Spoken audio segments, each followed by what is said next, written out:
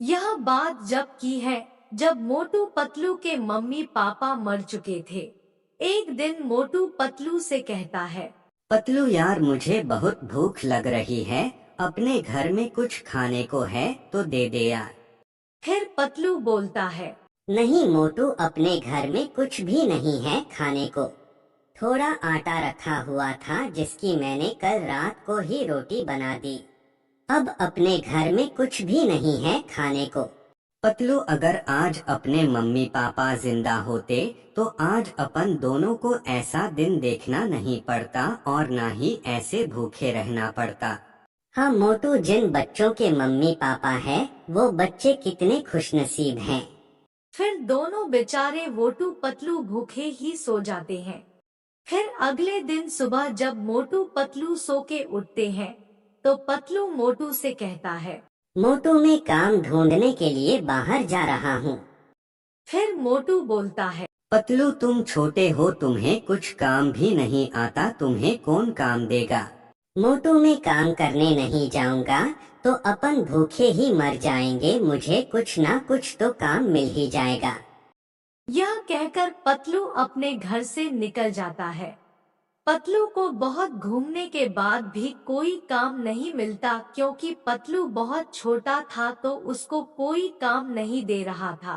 तो पतलू दुखी होकर एक पेड़ के नीचे जाकर बैठ जाता है और सोचता है, मुझे ऐसे तो कोई काम नहीं देने वाला और मुझे कुछ काम भी नहीं आता। क्यों ना मैं भीख मांगने का काम कर लूं। पतलू यह सब सोचकर पतलू अपने घर चला जाता है और अगले दिन सुबह से भीख मांगने बैठ जाता है। आते जाते लोग पतलू को कुछ पैसे दे जाते और ऐसा करते करते कुछ दिन बीत जाते हैं।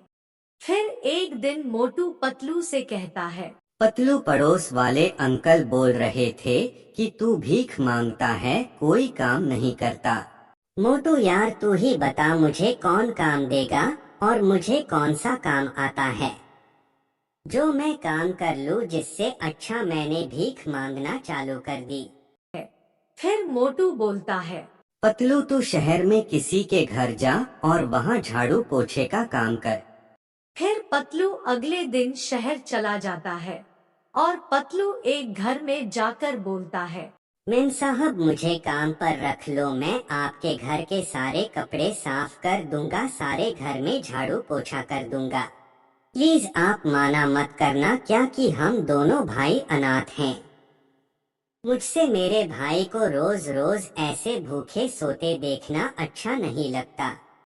फिर पतलू की यह सब बातें सुनकर उस औरत को पतलू पर दया आ जाती है और वह पतलू को काम दे देती है।